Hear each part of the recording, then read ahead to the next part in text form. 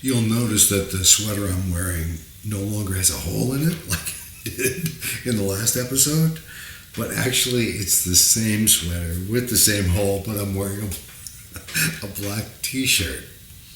Also notice that in the music video that follows this discussion, my hair is wet because I will shower up for you. I will clean it up and make everything just right.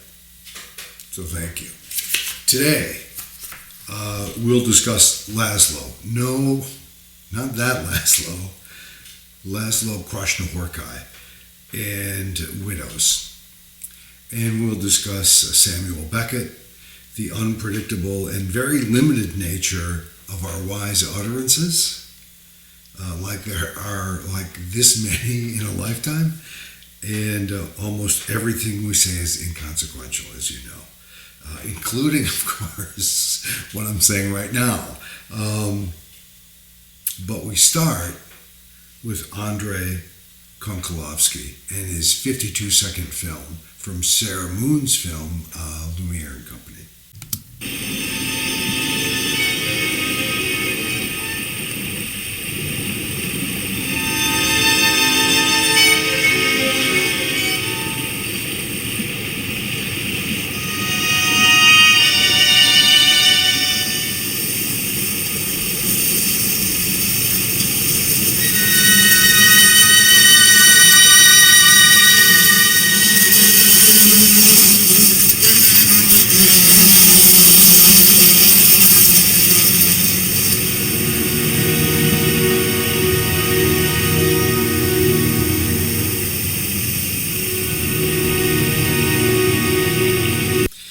I sent a note to my editor, Jo Ellen, describing the film, and she responded. So here we go. Dear Leo, you said it perfectly. Unknowable and stunning thing. That phrase would make a great first line in a poem. You should use it in a song, a title, a lyric, a refrain, whatever. It's too good to waste, Joe. And in fact, I did. I used it in this song and named the record, my last, at this point, collaborated with my friend Hymie, called Unknowable and Stunning Thing.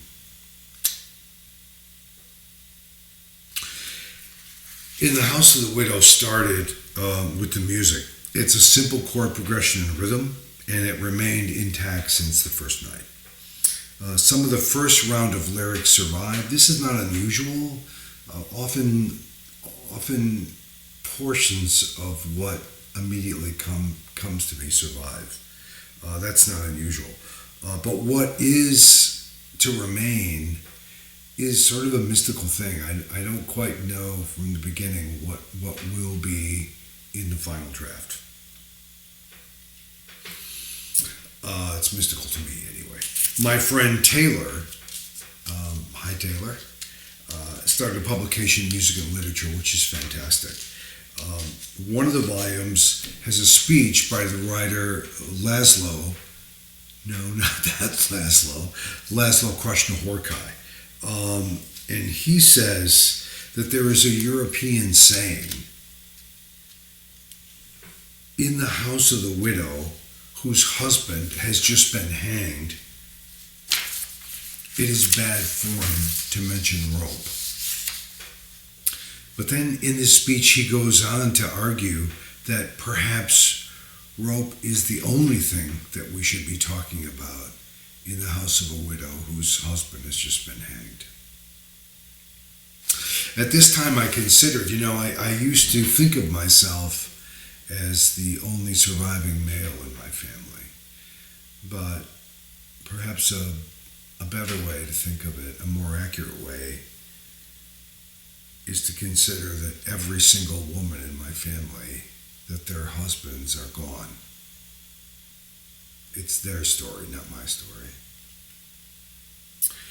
Regarding this song, two ideas formed the chorus from Samuel Beckett's letters, particularly his morning letters, Mourning.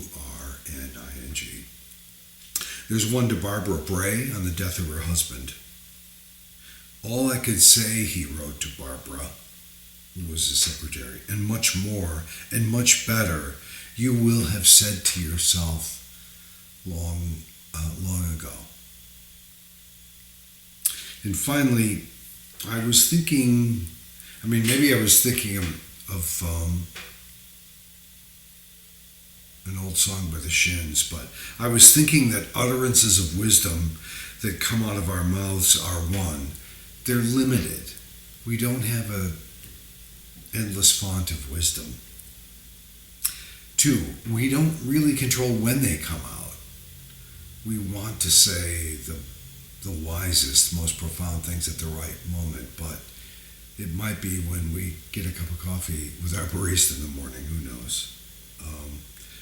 And finally, the lion's share of what we say is inconsequential, despite our best efforts. I'm sorry to be the bearer of these bad tidings that everything we say isn't going to be significant. But be that as it may, these tidings produced, I think, a good song. A song about futility and widows, the role of the troubadour or trouvère, the ancient epic poet of northern France, and how the saying of these things essentially drains us.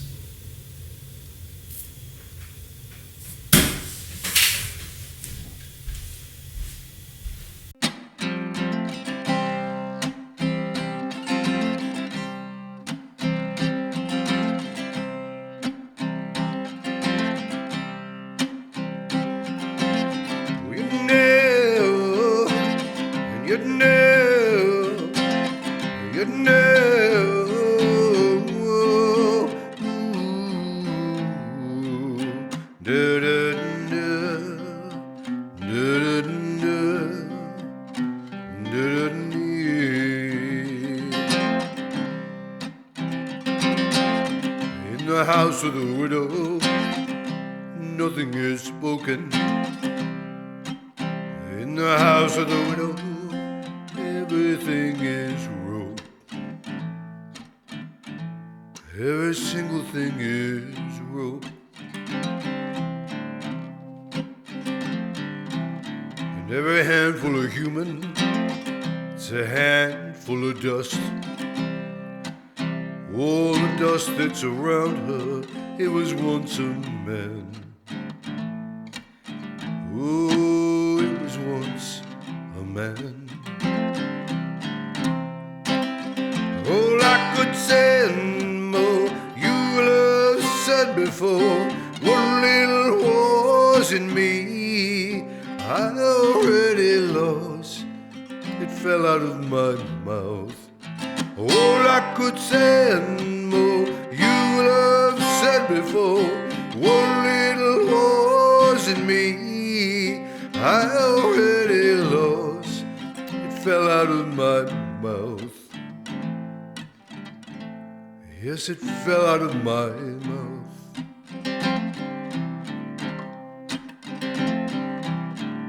When duty is devotion, I am its true verb. When duty is devotion, I will sing this song. My devotion is this song. And there's a lifting in the desert from this horde of loss. I sing to the present unknowable thing, unknowable and stunning thing. All I could say and more, you will have said before. What little was in me, I already lost.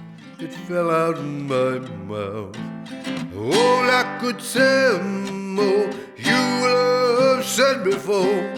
What little was in me, I already lost.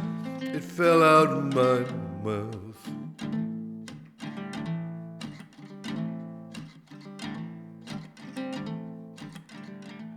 Yes, it fell out of my mouth.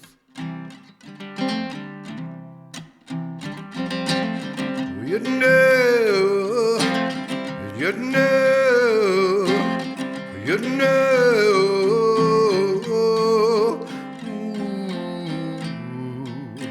Da da da da da da da da.